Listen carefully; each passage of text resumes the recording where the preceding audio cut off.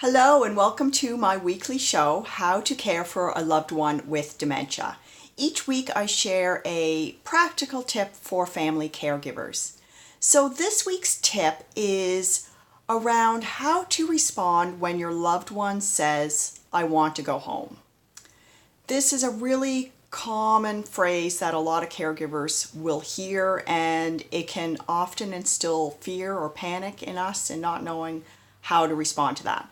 So there is no one way that's perfect or that will work every time. But here is a tip that I learned and that when I put into practice, I found it did work very well. So it goes like this. When your loved one says, "I want to go home," the first part of this two pieces, the first part is to validate what they've said. So you just say back what you've heard, which is, "You want to go home." It lets them know that they've been heard. You acknowledge what they've said and you're not brushing it away or trying to ignore the statement. So that's the first part. The second part is then asking a question. So is there something that you need to do when you get home, or do you just want to be there? So just something along those lines. Do you have something to do, or do you just want to be there? And so here's two examples of how that worked for me.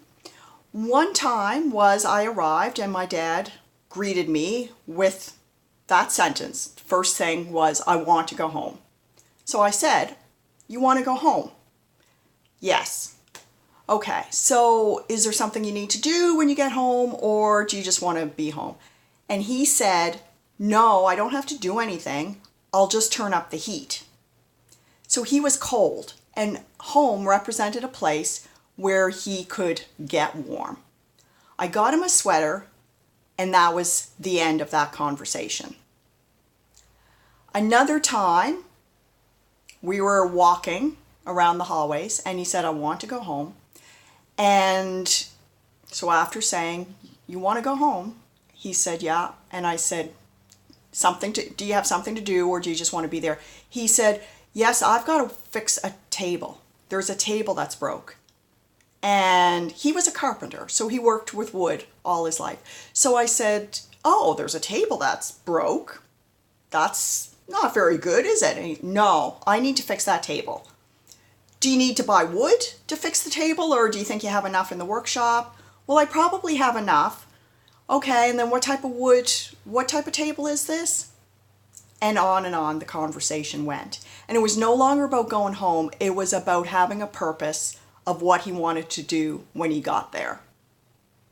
Okay, so those are two examples. It took a lot of pressure off me once I learned this technique.